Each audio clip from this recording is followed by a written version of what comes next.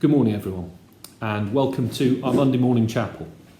And this morning I want to tell you what I think is a rather special story because it concerns the life of a man who died very recently over in America.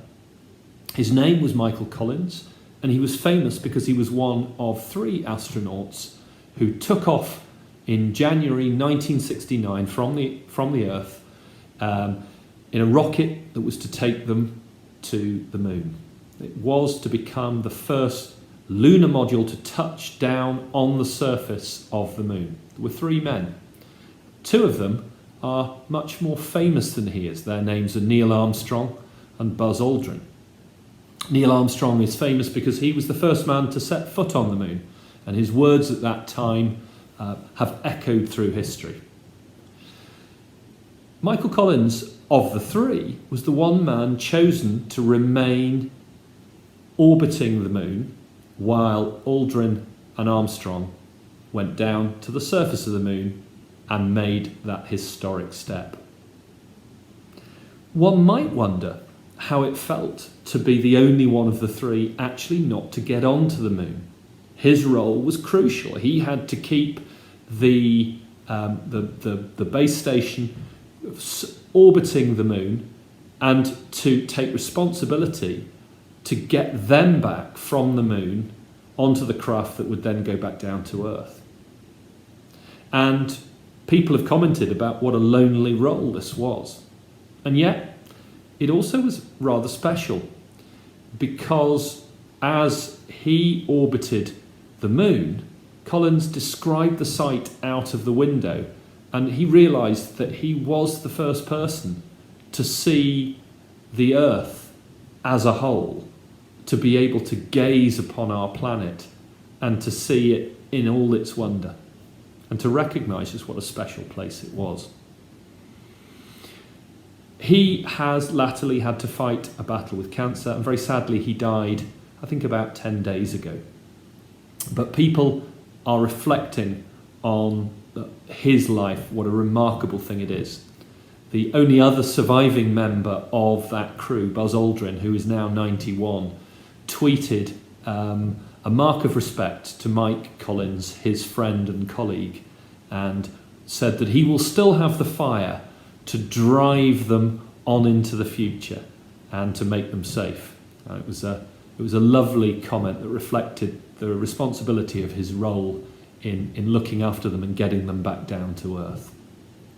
And I've got for you now a short clip of an interview with Michael Collins just before he died, in which he talks about his role and what it felt like, with the kind of humility that marks such a great man. Do listen to that carefully, and it will be followed by a prayer for this morning.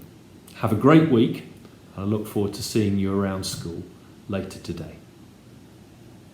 I certainly thought that I did not have the best seat of the 3 on Apollo 11, but I can say in all honesty, I was thrilled with the seat that I did have. I knew that I had somehow lucked into being 1/3 of the team that was going to do this wonderful thing, and my function suited me fine.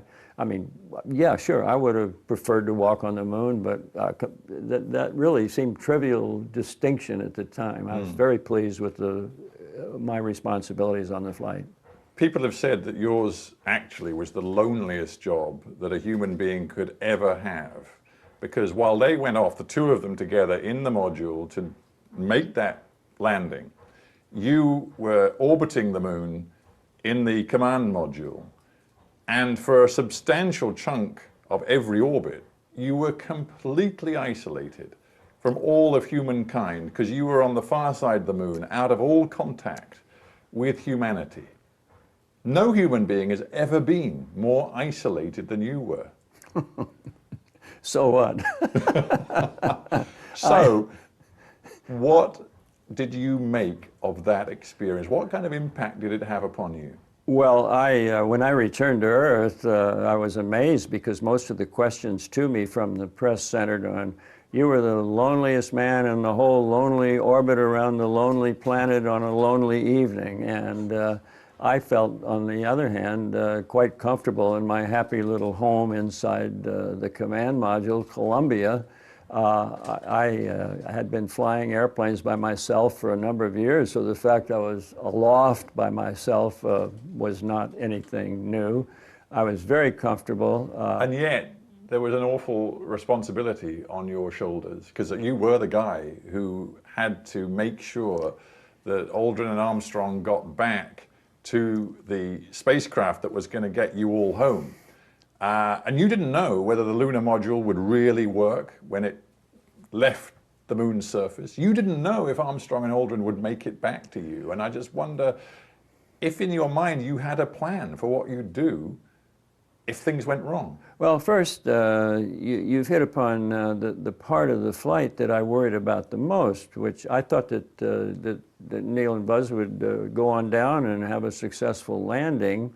And a lot of our equipment was duplicated, but when it came to their return to me, they had one engine bell, one combustion chamber, and that had to work perfectly to lift them up back to my orbit.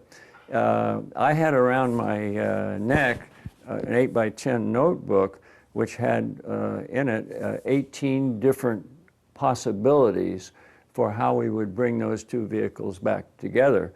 If everything went according to the textbook, it was fairly simple and something that we had practiced over and over in the simulator. Did you ever think what it would mean for you if you'd had to return to Earth without them? Yeah, sure I did, but only in the most abbreviated form. I mean, at first I was not going to commit suicide. I was coming home by myself. I would be a marked man for the rest of my life. I knew that. And I didn't dwell on that, but I was quite aware of that fact.